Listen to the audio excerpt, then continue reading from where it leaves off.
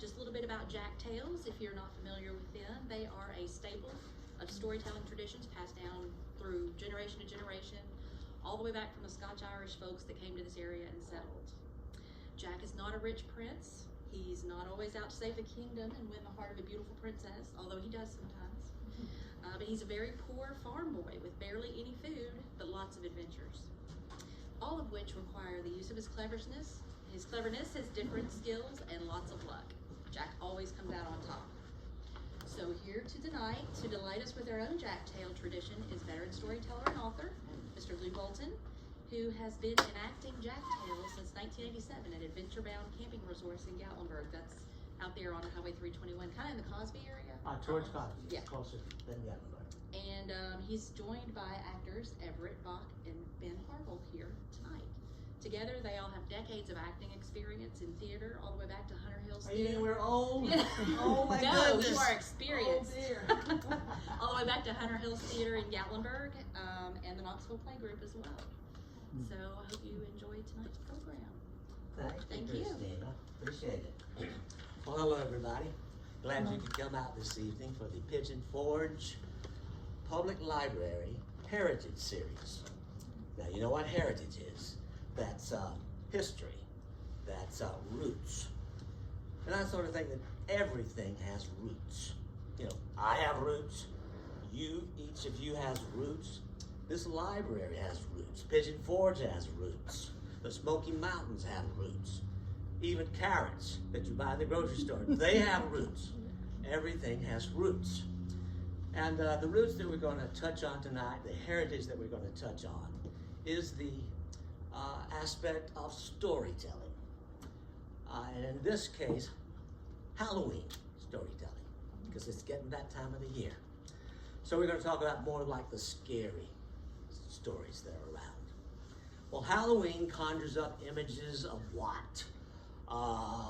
Demons, witches, spirits, ghosts, vampires, the Walking Dead, all of those things.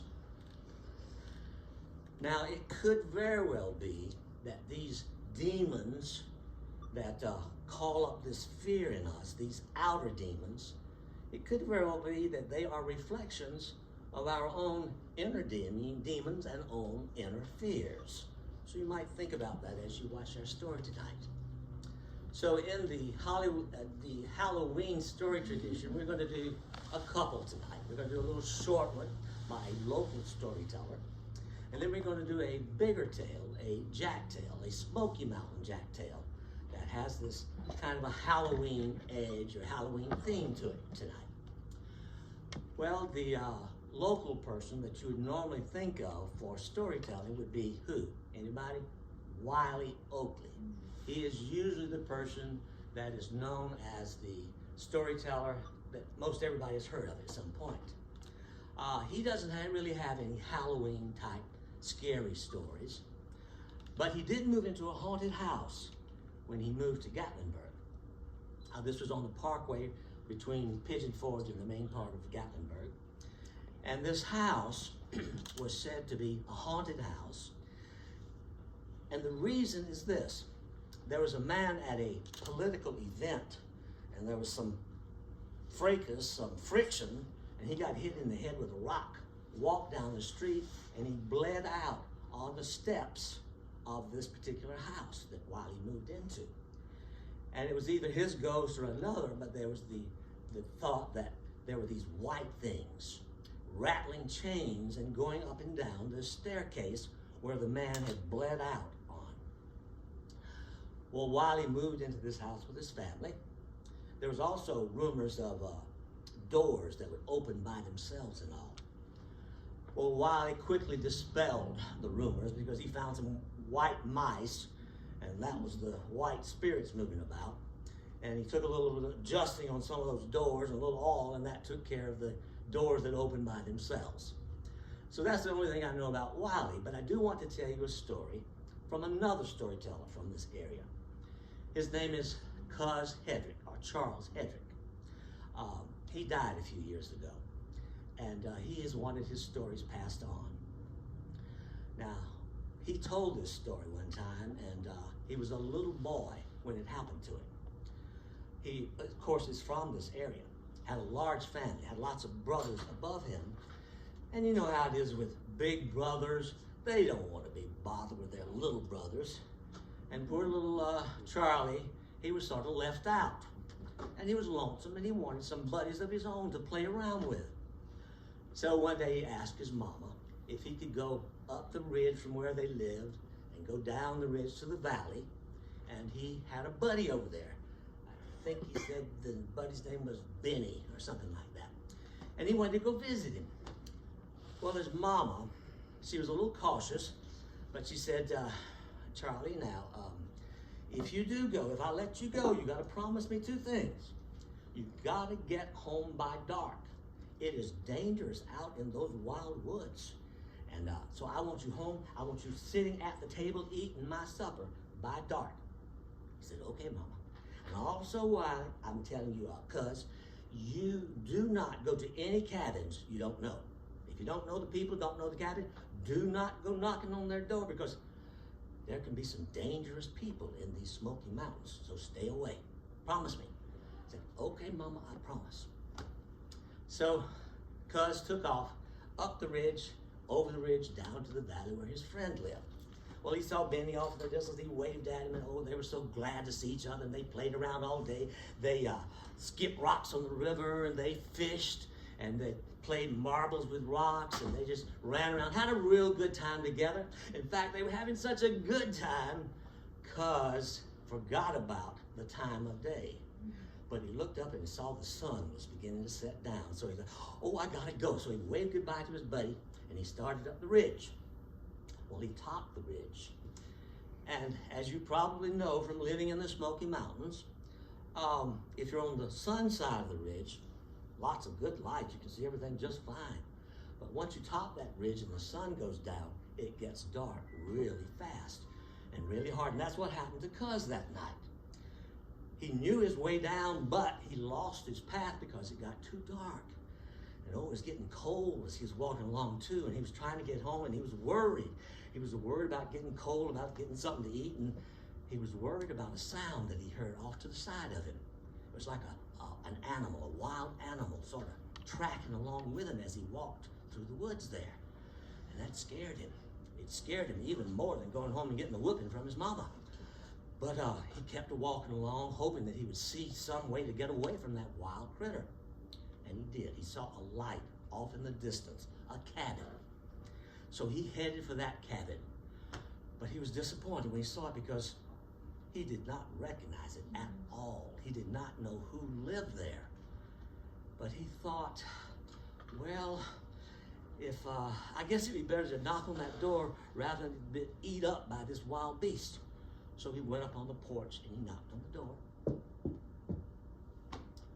Well, immediately inside this small cabin, he heard some noises, some grumbling, and sound, or it felt like somebody was jumping up and down, because even the floorboards on the porch, he could feel just a little vibration. Cuz didn't like that. He didn't like that feel, so he started backing away from that door. But about that time, the door opened up, and a woman, she didn't open the door fully, she just sort of stuck her head out. She said, "Who's that out there? What's your name?" He said, "Ma'am, my name's Charlie Hedrick, and I am looking for a place to spend the night. It's getting awful cold out here and everything." She said, "Oh, we don't let no strangers into this house, boy. Who's your family? Who's your daddy? Who's your mama?" He said, "Well, my daddy's dead, but my mama, I think her name's Lois. My mama, she's taking care of all the boys, and she's Lois Hedrick." And the woman said, "Oh, I know Lois. She's a good woman. So that means you're good too, Wiley. So sure, Cuz you can come on in." So Cuz went inside this cabin, and it was a small room, poor. It did have a little lean-to built on the back side of it, and a door in front of the lean-to. And there was nobody else in the room. So he sat down to the little table, and he had a meager supper, just some cornbread and water or milk, very little to eat. But he was glad to have it because he was hungry. and it felt good in that cabin, a little bit warmer and all. But he was still concerned about the sounds he could hear, and they were coming from that little lean-to room. And the woman noticed. She said, Charlie, don't worry about that. That's my boy. He gets real excited when company's coming, so I thought it'd be better if I just shut him up in the room there. It'll be all right. So after he had eaten, she said, now you just climb up the ladder here, go up into the loft, and there's a little corn-shuck mattress up there, and you just make yourself and you go to sleep. So Cuz did. He climbed up the pole ladder inside the cabin, threw open the trap door there, and went up in the loft. And there was the corn-shuck mattress. Of course, they didn't have Sealy Posturepedic mattresses back then or water beds. They would just take a big sack and stuff it with corn shucks. So that's what he had to sleep on. And even though it was a rough sleeping, it felt good to Cuz because he was so tired. So he went to sleep. But he was uneasy during the night, he said. He just didn't know what it was. He just couldn't quite put his finger on it, but he was uneasy all through the night. And then finally, about daybreak, he could see a little bit of light coming through the chinks in the logs. He could see that light was coming, so he said, well, I'm going to get out of here. There's something wrong here. So he opened that trap door, but he didn't hear any other sound, so he finished opening it up. He climbed down that pole ladder, and then he started walking across the floor towards the door.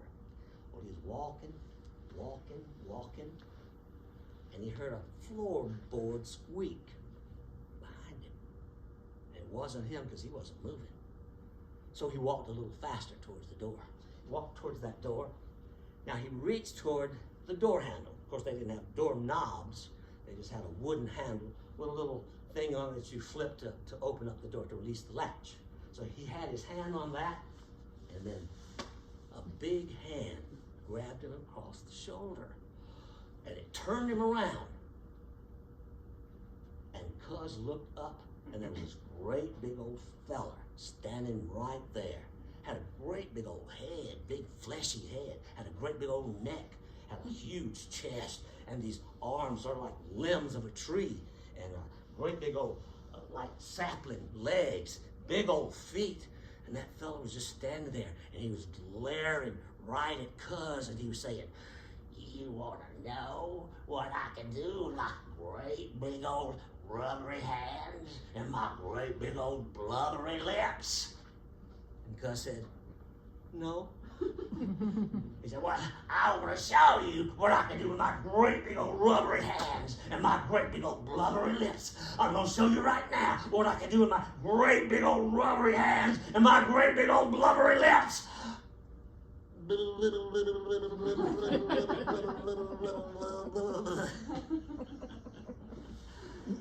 As you can tell, that was a Halloween trick. So I hope you enjoyed that little story. But it is Cuz Hedrick's story. Cuz was a storyteller who died a few years ago, and he asked that his stories be carried on, become a part of his heritage, and so I have just done that with his story. But now let's move on to the thought of our prime story for the evening. And we have some special guests, as Christina said, and one of them is named Ben Harville. So Ben Harville, you come on up and take your place here on the stage. Ben and I knew each other. We have roots. We knew each other back in 1966, 67, and 68. And it was at Hunter Hills Theater. Anybody know Hunter Hills Theater? It was right outside Gatlinburg, an outdoor theater. The University of Tennessee had it for 11 years. And we were there the first 3 years, and he was there beyond that. Ben did dancing there. He did acting there. He was the very first witch boy in Dark of the Moon, which was the most prominent play that was produced at Hunter Hills during those years. After those times, he went on, he continued his education in theater. He did things like create the play group in Knoxville, as Christina mentioned. And he traveled with that show abroad and in the States. And recently he moved to Sevierville. So he's one of us again. He's from Morristown originally. The other person I want you to meet is Everette Bach. Now Everette I have known since 1978. We did a theater production of Dark of the Moon as community theater at the Harville Theater. Have your seat over there, please, ma'am. She also brings a lot of stuff to our stage tonight. She has done not only the production that we did at Harville, but she's also done some more grassroots with me. She's done Jack Tell's storytelling theater at my little theater, which I've been doing for 36 years now. And but before that, she had quite a career. She performed with the play group at some point. She also traveled abroad in some theater productions and within the States. And she also went out to Hollywood and did some films. So I'm very happy to welcome both Ben and Everette tonight. Let's give them a little hand. Now the story we're going to do comes from a book. That's where the roots of it are. I took a story out of this book called South from Hell for Sarton by Leonard Roberts. Leonard was traveling in Kentucky, and he was asking for stories, for folk tales from the individuals in the classroom. There was a little girl there named Jane Muncie, 11 years old, and she told the story, and he wrote it down in his book, and the story is called Merry Wise. Now, I found this book, and I discovered the story, and I liked it a lot, and I converted it into a Smoky Mountain Jack Tale and set it right here instead of Kentucky or wherever Jane had her story set. Now, where did Jane get the story? The roots of that is she got it from her grandmother. She would visit her grandmother, and they'd sit around and tell stories, and in bed they'd be telling stories under the covers and giggling and all the things that they do with stories back then. So that's another root. But where did the grandmother get the story? That we do not know. But evidently the story is not from a literary source, a book, but from the oral tradition. It had probably come through her family or a friend of somebody. So that's the roots of where the story that we're going to do tonight came from. Now, the story has a lot of the elements of a traditional folk tale. It has things like the old mountain man, for example, the magic old mountain man. It has the younger sibling. You know, sometimes there's the youngest brother or daughter as in Cinderella, where the two stepsisters were older. And in the Jack Tales, the tradition is Jack and his two older brothers, Will and Tom. In the Merry Wise story, it was Merry Wise, Will, and Tom. So it was easy to transition that to Jack when I was making my interpretation of it. It also has the magic objects that the hero uses. And it also has the magic sack, a motif in it. It also has that chase where the innocent hero is chased by the villain, whether it be an animal or a witch or whatever. It had that element also. And the magic objects were used to slow down that chase. So all of those elements will be in the folktale tonight. All those roots of classic folktale telling. Well, now that's about all I need to say about that, except that I took the story, I transformed it, and I made it into a little bit kind of a different story. And it's a little bit dark, you might find, but I think you'll find it's also a lot of fun. So I hope you will enjoy the story. And let me just say, it's okay to laugh. It really is. It'll be perfectly fine. In fact, it's good to laugh anytime. So let's everybody laugh a little bit.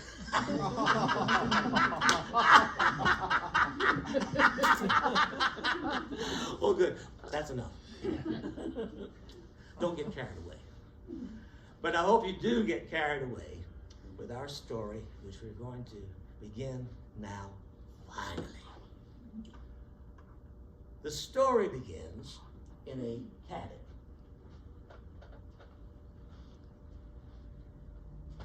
It is a dark cabin. It is at the dead end of a graveyard.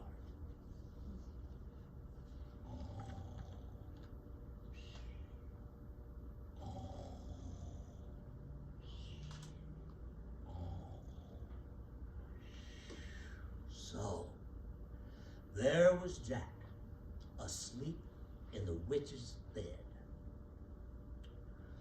Long about midnight, he could feel that corn-shuck mattress move. And there, on the edge of the bed, holding her strop and leather and her knife, was the bloodthirsty witch. And she was sharpening her knife. Strip, strop, strip, strop, strip, strop, strip, strop. The witch, right, strip, strop, strip, strop, strip, strop. You'll not get my Pudden-Tudden Sack. You'll get my knife and whet my appetite. Strip, strop, strip, strop, strip, strop. Oh, wow. What was Jack gonna do? Well, the story will tell, and so will I. But first, let's backtrack to the beginning of the story to find out how Jack got in this predicament. It's a story called Jack and the Pudden-Tudden Sack. Now I want you to echo what I shout out. Once upon a time ago, let me hear you. Once upon a time ago, In the Smoky Mountains, in the Smoky Mountains, there lived a feller there lived a feller named Jack. named Jack. Now Jack had two older brothers, Will, who was sort of nervous, and Tom, who was slow as molasses. Now they lived with their sickly mama. Now all of her life, she'd had visions. She could foresee things. Some people said she had like a sixth sense. But when she was on her deathbed and babbling, the things that she said sounded more like nonsense. She said things like, old and golden pouch, ouch, grouch, gripe, Pudden-Tudden Sack, whack, Jack. She had never said those kind of words before, and she never said them again after she breathed her last breath. Pudden-Tudden Sack.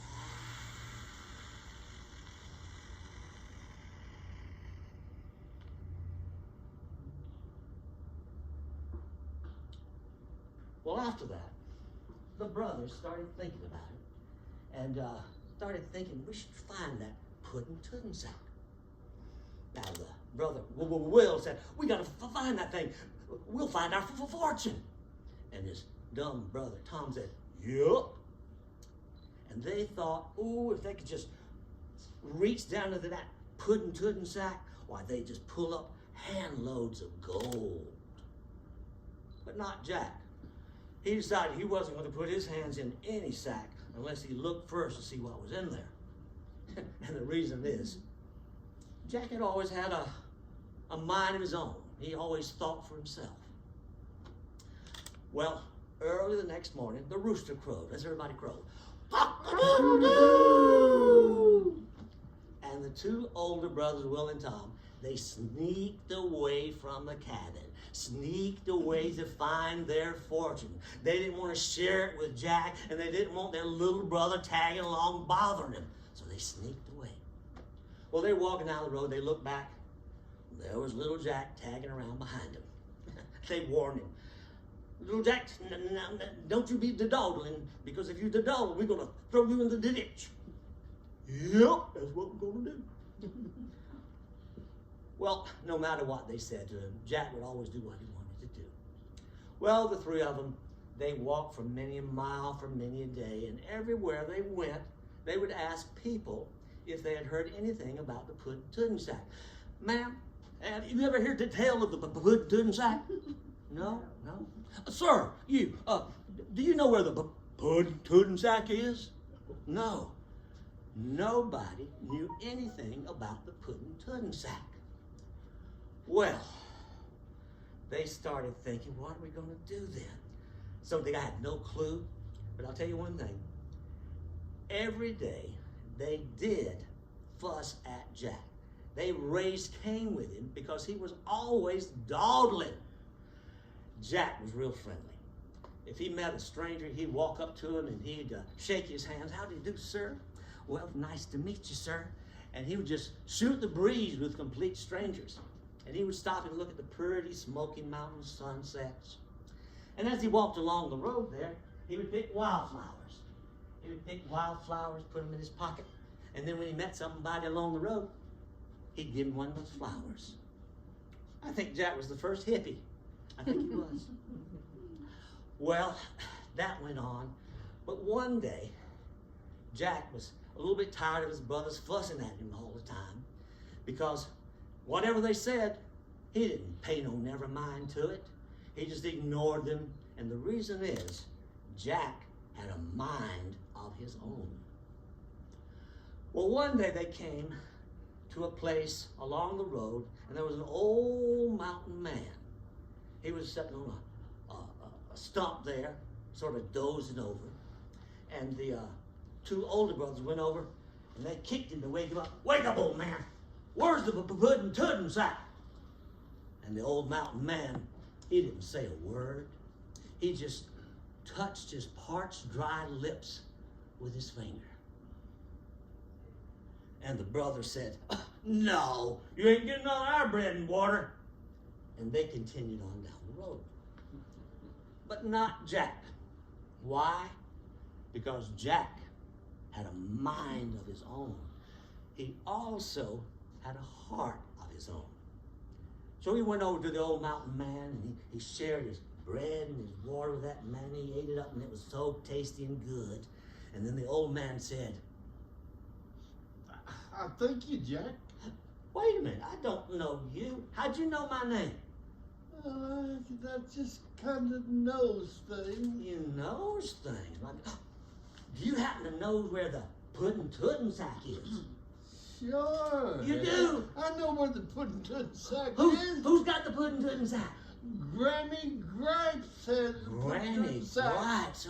Where she live? Oh, she lives that first road to the left there. Okay, way down the road. Down past the cemetery at Yes. the end of the road. Okay, she's down that way. Okay, old man, I will go look right now. Wait, hold up, Jack. What? I want to give you something. Give me? For being so good to me. Oh, well, that's awful nice of you, mister. This here golden pouch. Oh, my goodness, look at that thing. Well, what in the world do you put in such a beautiful old pouch?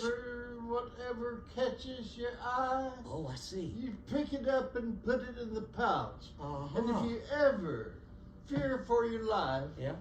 take one thing out of the pouch and throw it down twixt you and the danger, and it'll get as big as need be. Oh, is that right, old man? Well, thank you for this here golden pouch. I appreciate that. And about that time, something did catch Jack's eye. Oh, look over yonder. Oh, my goodness, there's a laurel in bloom.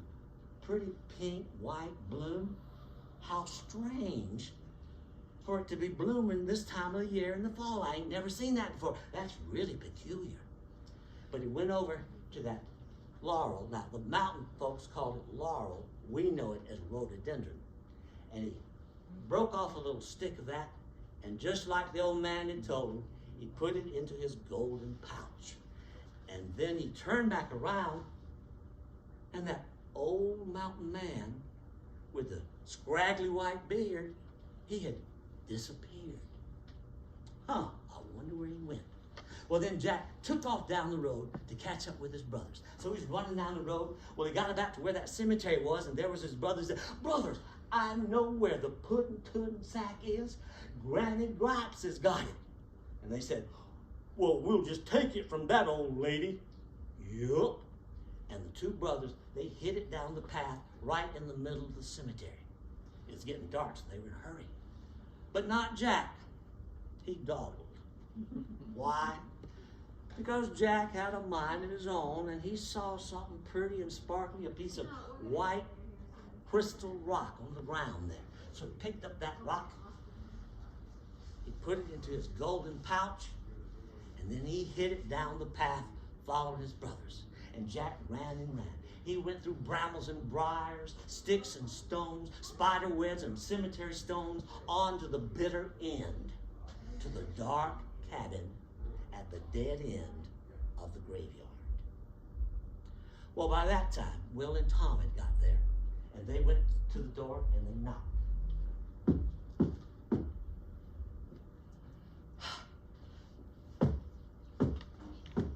Well, the door opened, and this old woman was standing, this old hunched over hag. And oh, she was dressed in rags and tags, and she sagged all over too. And oh, she had a big old horrible look on her face, a frown, a scowl, and she had these sharp teeth, and she had this long gray hair, and she had these long yellow claws on her fingers. And oh my, she was scary looking. And she said to him, I'm a stranger. well, that I'm alarmed. Granny Grice. You're Granny Grice? Well, they were so alarmed that the two brothers took off and they went to the bushes and hid out just to shake it. But not Jack. He stood his ground. And he said, well, howdy, ma'am. My name's Jack.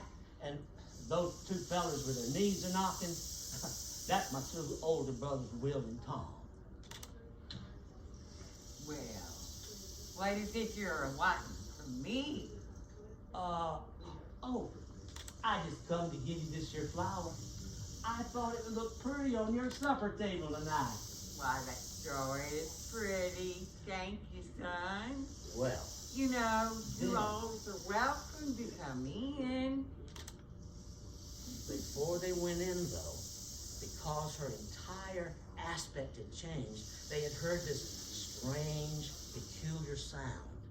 They heard the sound of sticks snapping and cracking, and limbs crackling, snapper, crickle, crackling. And you know what it was? It was Granny Grice's wrinkled up, walnut, dry face. She was cracking a smile because nobody had ever given her a flower before. So she invited them inside. So they went inside the cabin.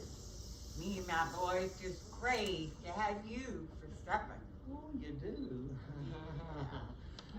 Now, the boys can sit over there, and Jack, I want you to sit by me. I want to introduce you to my little grandbaby. Okay. Where are they? Sitting across the table, that's where they were. They were two brothers, the brothers Quare. And they had a deep, dark stare. You skinny little boys, you sit right there and you eat up. Eat up, eat up, eat up till you burst. Well, as they were eating their victuals there at the table in that little cabin, Granny Grice could not keep her eyes off little Jack. She couldn't keep her hands off little Jack either. It's true. Jackie, I just love your straw brown hair. Thank you, ma'am. Yeah. And your puppy dog eyes, the Mhm. brown eyes. You know what? What? I am going to be your new granny. I'm going to take care of you. Oh, you are? I am. And I'm going to take care of your little brothers, too. Uh-oh. That means you don't have to sleep outside tonight because there is no telling who might eat you up. That's It might be a right. bar. Well, thank you. It might be a graveyard ghoul. Oh, my goodness. So, Well, I want you to stay right here tonight. so Granny Grice allowed that Will and Tom would sleep upstairs in the loft with the brothers Quare, with a deep, dark stare, but not Jack. No, Jack, you come to bed with Granny. Well, before that happened, Will was getting pretty nervous, just impatient, and he said, well, where's the Pudden-Tudden Sack? That, And things got real quiet. So quiet, you could hear a flea fart. You wanna know what it was? It was Granny Grice's face again. it went snapper, crickle, crack, crunch, because her smile had turned upside down into a frown. And she took a long yellow claw and she pointed at her bulging belly and she said, The Pudden Sack is right here. You want to see it? well, You then did? she reached up and she reached down into her middle of her flappy flops. But she stopped. And she said, Well, maybe I'll show it to you someday, but not today. No, tonight it's time for bye-bye. Day bye-bye time. Well, the witch, she got some sleeping caps.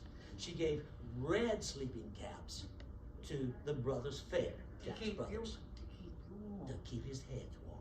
And then she gave white sleeping caps to her grandsons, the brothers Quare, with a dark, dark stare. And then the four fellers, they went outside the cabin. They climbed up the pole ladder up to the loft. They went into the loft space and they bedded down on that corn shuck mattress up there, a big one. And they were asleep pretty soon. But Granny Gripes pointed her long yellow claw at Jack and she said, Jack, you follow me to bed. and that was just what Jack had a mind to do. He didn't trust her. He wanted to keep his eye on her. So they went into the bedroom and climbed into that bed together. And she snuggled up to Jack sitting there. And oh my goodness, oh what terrible foul breath she had. Oh, it smelled like decay and death. And oh my gosh, oh, her feet were so cold, snuggled up to Jack. She had these long, sharp toenails. Oh, but maybe the worst was she snored. She snored so loud that her sharp teeth clacked.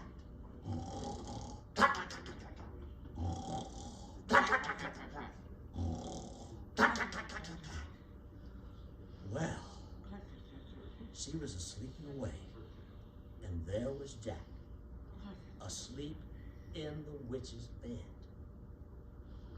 Well, long about midnight, Jack could feel that corn shuck mattress move. And there, on the edge of the bed, sharpening her knife,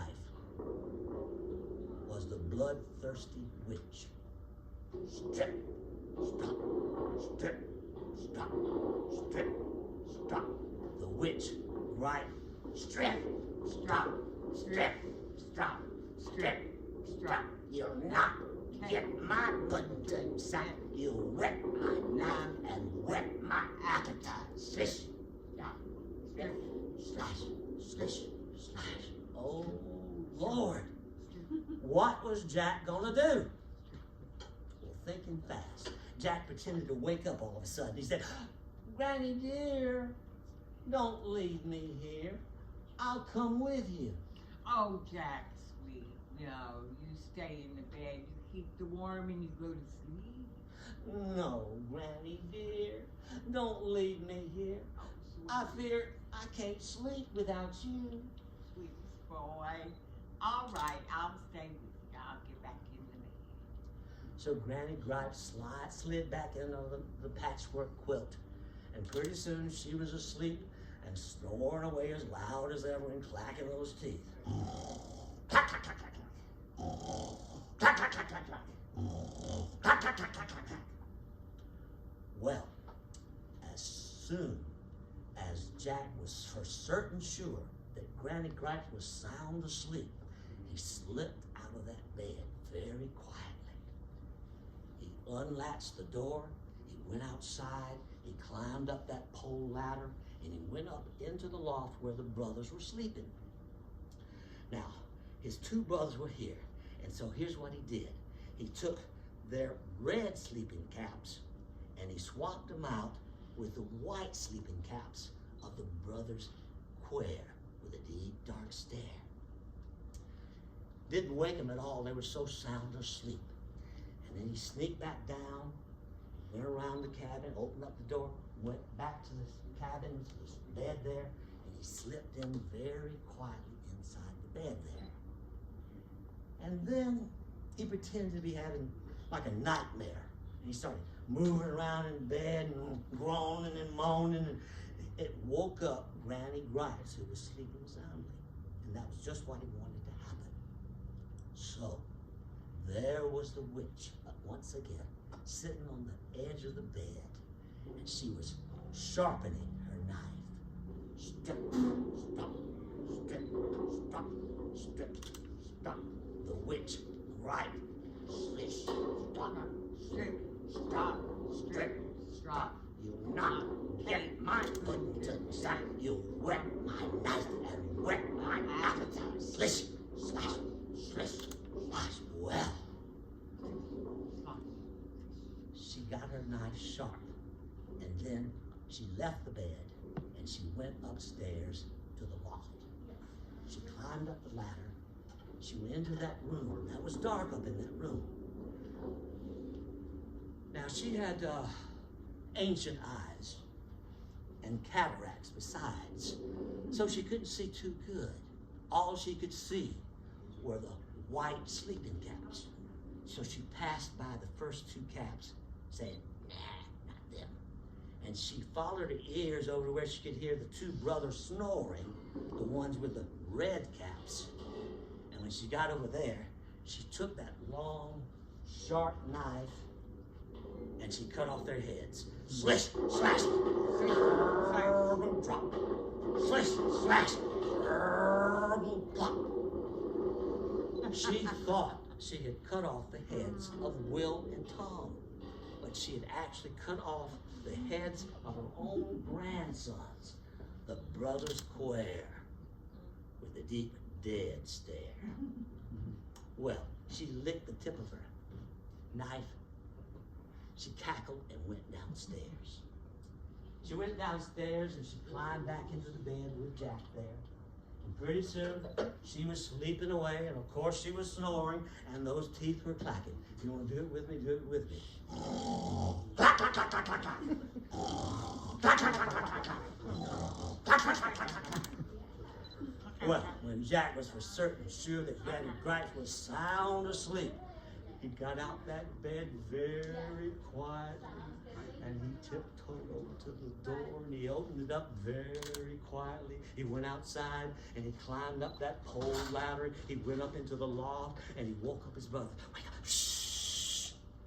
Well, the brothers didn't want to wake up. It was cold, and they didn't want to do that at all. Not until they looked on the bed and saw the heads of the brothers Quare dead. And then you can bet your boots that Will and Tom did not dawdle. They got down out of there and they started running into the night with the full moonlight. But not Jack. Jack came down and there was a glorious white oak tree out in the yard. And in the light he could see this big golden acorn there. So he picked that thing up and he put it in his golden pouch, and then he took off following his brothers Will and Tom. Well, they ran and they ran and they ran. They ran all night long. They never did stop for 1 second for anything at all, not even a bit stop. They kept going and going and going and going. They ran on. They were so terrified of that witch, you see. They ran on to the cock's crow in the morning. Let's hear that rooster. Cock-a-doodle-doo! Let me hear you. Cock-a-doodle-doo! Well, even though the brothers were miles and miles and miles away, they could hear Granny gripe when she got up and screamed.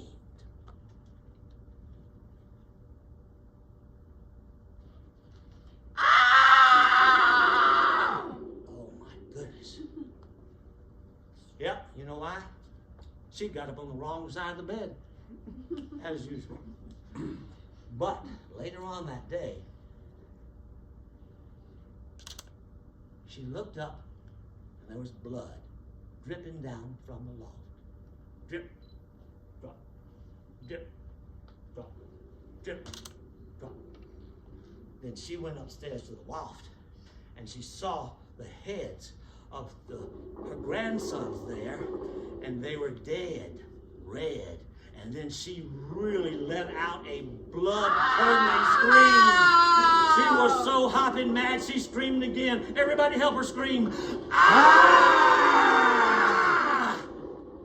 Well, Granny Gripes, she went down and she started pulling on her 7-mile stepping boots. And when she got those on, oh, she was hot to trot. Well, she went out in the yard and she sniffed. And she picked up the scent of Will and Tom and Jack, and she started following them. She started stepping high in her 7-mile stepping boots. Gallop, gallop up, gallop, gallop down. Gallop, gallop up, gallop, gallop down. Gallop, gallop up, gallop, gallop down. 7 miles at a time.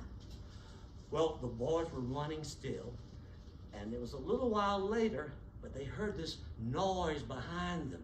They heard this yapping, snapping sound coming up behind them. They looked around, and there was Granny Gripes on their trail like a drooling bloodhound. And she was reaching out to snag him with her long yellow claws. Well, Jack remembered what the old man said. He took out his pouch and he pulled out that rhododendron fleece and he threw it behind him. And that thing started to spring up. It multiplied in size a mile a minute. It became a strangling and tangling mass of limbs and leaves. It was just so thick that a flatworm would have to lose weight to get through the thing. It was that thick. Oh, and a historical note now. It is because of this that the Smoky Mountains have so much rhododendron today. It's true. Well, Granny Gripes couldn't get through that green wall. She didn't want to go green anyway. So she griped, and then she sniffed, and she picked up the scent of the 2 brothers after she had traveled 500 miles to get around that thing. And then she started stepping high in her 7-mile stepping boots. Gotta gallop up, gotta gallop down. Gotta gallop up, gotta gallop down. Gotta gallop up, gotta gallop down. 7 miles at a time. Well, the brothers were still running, and they heard a sound behind them. They looked behind them, and there was Granny Gripes. And she was just yowling and howling like a great big old wolf. And she was reaching out with those long yellow claws to grab them. Well, Jack reached in his pouch, and he pulled out that piece of white quartz, and he threw it down behind him. Well, it began to multiply in size a mile a minute. It became a ragged, jagged mass of crystal mountain quartz. And it had these sharp edges, so sharp that it would slice and dice a turtle shell. It was that sharp. And one more little notation. This is why the Smokies have such an abundance of quartz today. Isn't it nice to come to a library and learn something new every day? Well, Granny could not get through those sharp rocks at all, so she griped about it, she sniffed, and she picked up the scent of the brothers again after she had gone 1,000 miles to get around it. And then she started stepping high in her 7-mile stepping boots. Gotta gallop up, gotta gallop down. Gotta gallop up, gotta gallop down. Gotta gallop up, gotta gallop down. 7 miles at a time. Well, none too soon, but all too soon, they heard this sound behind them. And it was a shrieking, screaming sound. They looked back, and there was Granny Gripes on their trail like a ragged mountain painter. And she was reaching out with her long yellow claws. Well, Jack reached in his sack once again, and he pulled out that oaken acorn. But his dumb brother bucked him, and the thing fell in front of them.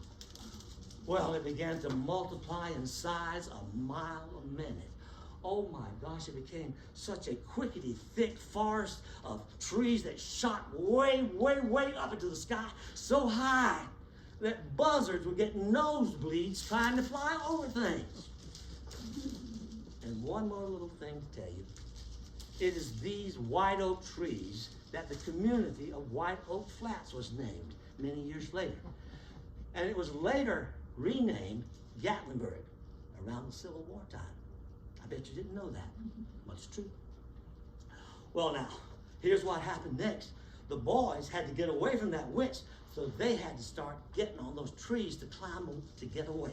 So the boys ran over and they jumped on the tree and they started climbing up and up and up. And Granny Gripes, she came over and she was going to let them know they couldn't get away. You're not going to get away from me. Well, then she took off her 7-mile stepping boots and she jumped on the tree with the claws of her hands and the claws of her feet, and she started climbing up and up and up.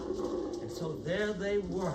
They were climbing up and up and up, and they were climbing down and down and down. Up and up and up, down and down and down. Up and up and up, down and down and down, up and down, up and down, up and down. Whoa! After a while, they got so pooped. Well, they came to a big rock in the woods there. And of course, trees can't grow on rocks. So the brothers ran across that rock. They got to the other side, and they started climbing the tree on the other side. They climbed up and up and up. Well, Granny Gripes, she ran across that rock too, but she did not start climbing. She yelled out to them, Stop! You want to see the Pudden-Tudden Sack? So she reached down between her saggy sacks and she pulled up a belly bag.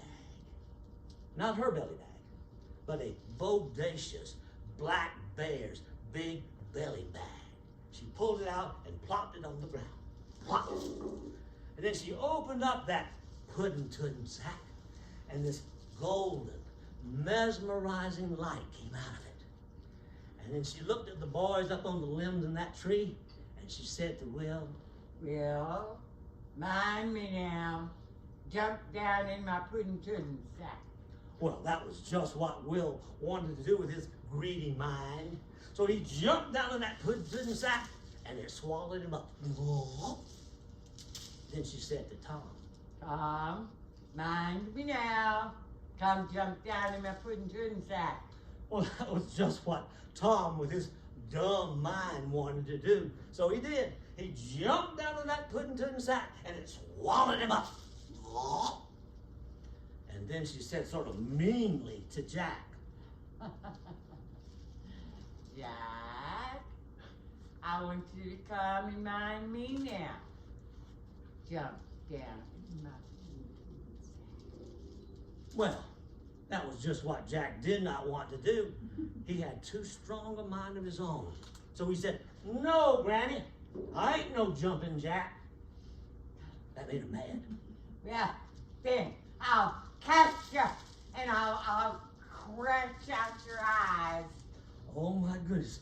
Well, so that meant Jack had to start climbing. So he started climbing up and up and up.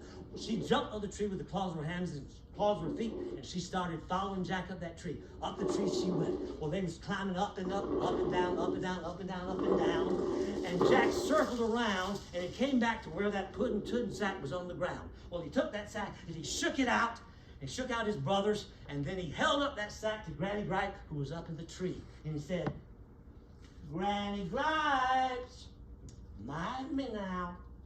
Jump down into my Pudden-Tudden Sack. Well, that was just what she should not do, but the magic of that sack was so strong, and her old evil mind was so weak that she did. Granny Gripes jumped down to that Pudden-Tudden Sack, and it swallowed her up. Ah!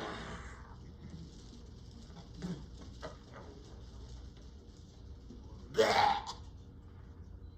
The sack belched because it did not like the taste of Granny Gripes. Well, the two brothers, they came to that sack, and they drug it over to the little Pigeon River. And when they got there, they filled it with heavy rocks. They tied it up nice and tight, and then they chunked it into the water. Splash! Well, the sack went down into the water. And the steam sizzled up out of the stream there.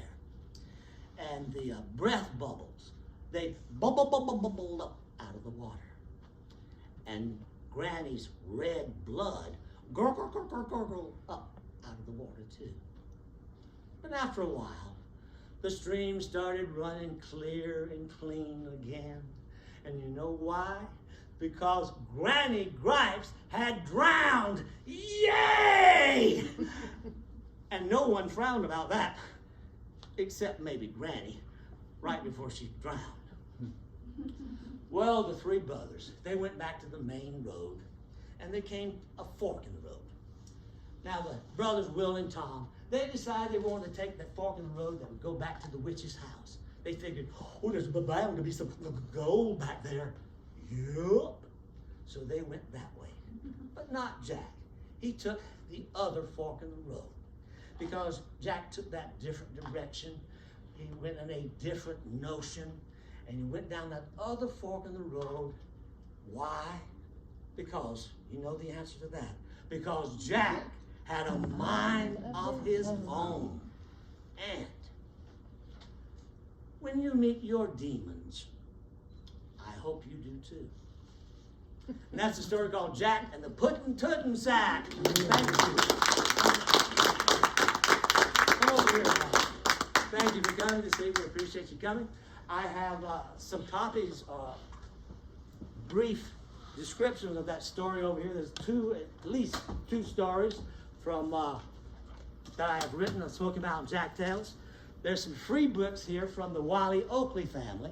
It has some photos and some descriptions of things of historical value. Plus it has some Christian-related poems. And these were donated by the Harville Oakley family. So you're welcome to have one of those, plus several of these stories. And if you want to see a copy of my book, I have one of those I can show you too. But for now, we appreciate you coming. We hope you enjoyed yourself. And thank you. Good evening to you. Have a good time.